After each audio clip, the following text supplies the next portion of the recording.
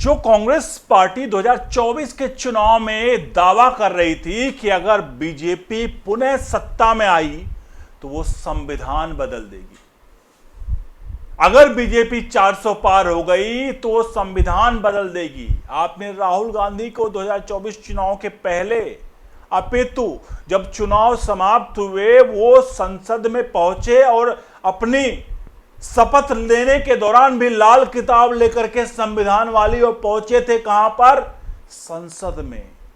और वहां पर पूरी कांग्रेस पार्टी संविधान बचाओ, पूरा विपक्ष संविधान बचाओ के नारे लगा रहा था।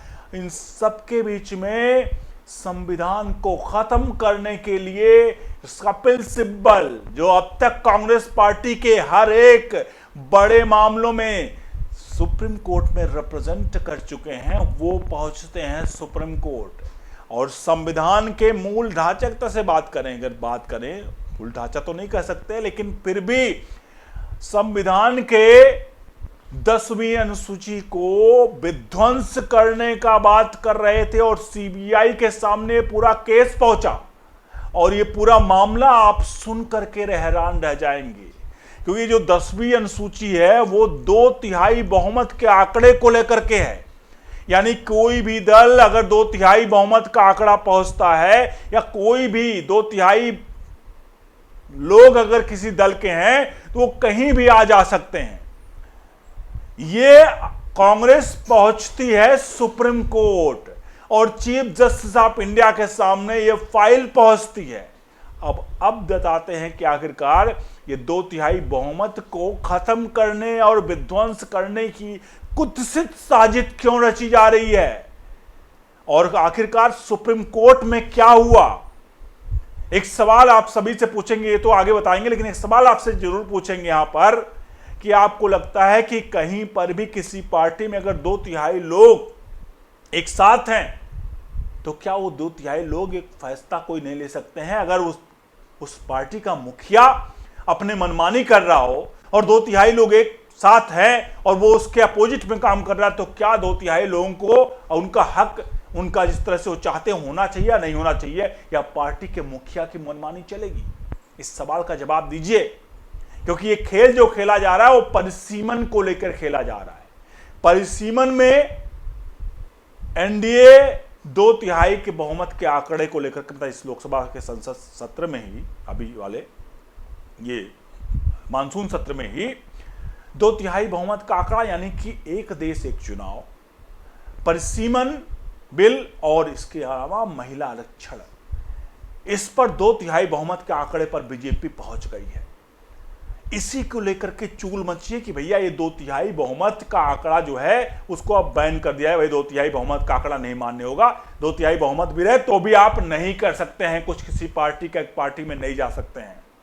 अब सोचिए 2/3 बहुमत के साथ आप कुछ नहीं कर सकते हैं संसद में या कोई राजनीतिक दल, लेकिन वहीं चंद लोग तख्ती पटरी लेकर के सीए के प्रोटेस्ट करेंगे, चंद लोग किसी अन्य प्रोटेस्ट को करेंगे और वो चुनी हुई सरकार को गिराने का काम करेंगे और उसको लेकर के पूरे देश में बवंडर होगा। वो जायज है, कांग्रेस पार्टी के लिए वो जायज है, कांग्रेस पार्टी उस प्रोटेस्ट में शामिल होगी।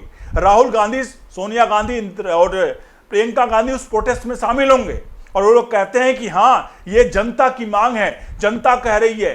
10,000 लोग, 140 करोड़ लोगों द्वारा चुनी हुई सत्ता को, मतलब जो पीएम है, सरकार को उसको गिराने के षड्यंत्र साजिश, कुत्सित साजिश करे, ये सही है, ये लोकतंत्र है। लेकिन वहीं अगर 2/3 लोग एक पार्टी के, उसके पार्टी के मुखिया से सहमत नहीं है तो पार्टी छोड़कर नहीं जा सकते। इसी को लेकर याचिका सुप्रीम कोर्ट पहुंचती है। मैं थोड़ा पूरे मामले को समझा देता हूं, मामला एक्चुअल में क्या है, क्यों इतना बवंडर मचा और क्यों ये पूरा एक तीर से कई शिकार करने का प्रयास किया जा रहा है। क्योंकि ये केवल सुप्रीम कोर्ट में एक याचिका नहीं है, इससे कहावत एक फिल्मी डायलॉग है ना कि सरकारें कितनी बदल लो, सिस्टम हमारा है। इन लोग अब संसद से तो कानून नहीं पास करा सकते, क्योंकि ना इनके पक्ष में ना विपक्ष में कहीं पर भी इनका कोई वो नहीं है, ना विपक्ष में भी इनका अच्छा खासी संख्या नहीं बची है। तो ये लोग सोच रहे हैं कि भैया काम करते हैं, अब संसद से नहीं कर सकते, सुप्रीम कोर्ट से केस पलटवा लेंगे। सुप्रीम कोर्ट से अपने हिसाब से मन मुताबिक अपना फैसला दिलवा लेंगे। इसलिए सुप्रीम कोर्ट पहुंच गए हैं और इसने कहा कि सरकार हमारी नहीं है लेकिन सिस्टम हमारा है। अब सुप्रीम कोर्ट लेकर पहुंचे कि 2/3 बहुमत का आंकड़ा वाला खेल समाप्त कर दिया जाए। अब क्यों हो रहा है? हालिया में आपको पता है, जैसा मैंने बताया, परिसीमन बिल को पास कराने के लिए 362 सदस्यों की आवश्यकता होगी 543 में, जिसमें अभी हालिया में टीएमसी के 2/3 बहुमत वाले 2/3 जो हैं सांसद तो टूट करके बीजेपी एनडीए घटक दल में शामिल हो गए। इसके अलावा उद्धव ठाकरे के भी हैं, इसके अलावा एनसीपी एसपी यानी कि वो जो शरद पवार की पार्टी, उनके भी लोग इसमें आ रहे हैं। इसके अलावा डीएमके का भी, जो स्टालिन अब तक विरोध करते थे, स्टालिन भी इस पूरे मसले में मानसून सत्र में इनके साथ आ रहे हैं। यानी 2/3 का जो आंकड़ा है बहुमत का 362 सीटों का, बीजेपी ने बड़ी झटके से लगभग वो वहां तक पहुंच चुकी है। और यही कांग्रेस पार्टी और कपिल सिब्बल के लिए सबसे बड़ा कहीं ना कहीं झटका यहां पर महसूस रहा। और यही इसी को हटाने के लिए, इसी को रास्ते से, इसी कील को हटाने के लिए, इस तरह से ना कांटे को हटाने के लिए ये लोग अब सुप्रीम कोर्ट पहुंचे हैं। और सुप्रीम कोर्ट में चीफ जस्टिस ऑफ इंडिया के सामने कह रहे हैं कि अगर कोई पार्टी 2/3 बहुमत, भले हो कोई पार्टी या कोई पार्टी के लोग 2/3 लोग ये चाहें कि उस पार्टी को छोड़कर किसी दूसरे दल में चले जाएंगे, तो वो कतई भी नहीं होना देना चाहिए। और मतलब 10वीं अनुसूची जो है संविधान की, उसमें खंड 4 जो है, उसको संशोधन करने का आदेश दिया जाए सुप्रीम कोर्ट से। और 2/3 बहुमत का भले हो, लेकिन कोई भी जो ग्रुप है, समूह है 2/3 नेताओं का किसी दल का, वो एक पार्टी से दूसरे पार्टी में नहीं जा सकता है।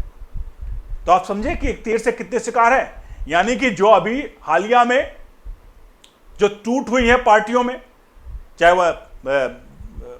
वो टीएमसी हो, तृणमूल कांग्रेस हो, चाहे वो अगर हम बात करें कि उद्धव ठाकरे की पार्टी हो, चाहे वो अन्य दल हो, और वो एनडीए में आए हैं, तो इनका ये कहना है कि 2/3 बहुमत का आंकड़ा भले क्रॉस कर ले कोई भी नेता और दल, लेकिन वो उसको कतई भी ये इजाजत ना हो संविधान के तौर पे। संविधान में लिखा इजाजत है, लेकिन अब इसको बदला जाए सुप्रीम कोर्ट के द्वारा, संसद के द्वारा नहीं। इसलिए इसको आदेश दिया जाए कि 2/3 बहुमत वाला जो आंकड़ा उसको खत्म किया जाए, कि अब इस पे अगर कोई भी 2/3 लोग भी जाना चाहें तो वो नहीं जा सकते हैं। आप समझे ना कि सरकारें कितनी बदल, सिस्टम हमारा। अब देखिए इसमें कितना दोहरा चरित्र है। यहां पर एक तरफ चंद लोग सड़क पर बैठते हैं, हो हल्ला मचाते हैं, जिनके खाने की ऑर्डर दुबई और कौन कौन से देश से हो रहे हैं। यानी कि फंडिंग हो रही है बुरी तरह से। जहां सीआरए पर रोक लगा दी गई तो नया तरीका आ गया फंडिंग का कि भैया खाना फ्री में भिजवाओ, स्विगी और जोमेटो हैं उनके जरिए भिजवाओ। हालांकि स्विगी और जोमेटो को भी जांच होनी चाहिए कि फंडिंग कौन कर रहा था यहां से, और कैसे आम बच्चों को जो बेचारे अपने छात्र अपना जीवन जो है वहां पर पढ़ने के लिए गए हैं दिल्ली में, उनको थोड़े से खाने की लालच के लिए, जो सबको पता है सोशल मीडिया पर ये वायरल कराई गई वीडियोज कि वहां फ्री में खाना मिल रहा है, बच्चे फ्री में खाने की आड़ में, जाहिर सी बात है खाना मिल रहा, अच्छा खाना मिल रहा है तो वहां पहुंचते हैं। और फिर वहां पहुंचने के बाद जब वो भीड़ देखते हैं, उनका ब्रेन वॉश किया जाता है और पूरी तरह से माहौल बनाया जाता है। तो वो चंद लोग संसद को ठप कर सकते हैं, लेकिन 2/3 बहुमत के आंकड़े वाले जो नेता हैं वो एक दल से दूसरे दल में नहीं जा सकते हैं। यह है लोकतंत्र, यह लोकतंत्र है। इसे कहते हैं तानाशाही का सबसे बड़ा अनूठा उदाहरण, जो हमने कांग्रेस अब जिस तरह से काम कर रही है वो आपके सामने साफ दिख रहा है। आपसे अनुरोध है इस पूरे प्रकरण पर आप बताइए, क्योंकि इस पूरे मामले पर चीफ जस्टिस ऑफ इंडिया ने सुनवाई के लिए राजी हो गए हैं। वो कहे अब सुनवाई होगी, सुनवाई कब होगी क्या होगी, लेकिन आपको लगता है कि ये जो मामला है कपिल सिब्बल लेके गए हैं, आपको लगता है कि ये होना चाहिए? क्या एक दल का अगर मुखिया मनमानी करे तो पूरे दल के नेता हाथ पे हाथ धरे बैठे रहे, जो मन करे वो करे? अगर 2/3 लोग का असहमत है तो जाहिर सी बात हो पार्टी से बाहर होंगे, आवाज उठाएंगे, मुखर होकर उठाएंगे, या उसको उस पार्टी से उस पद से उठाकर बाहर फेंक देंगे।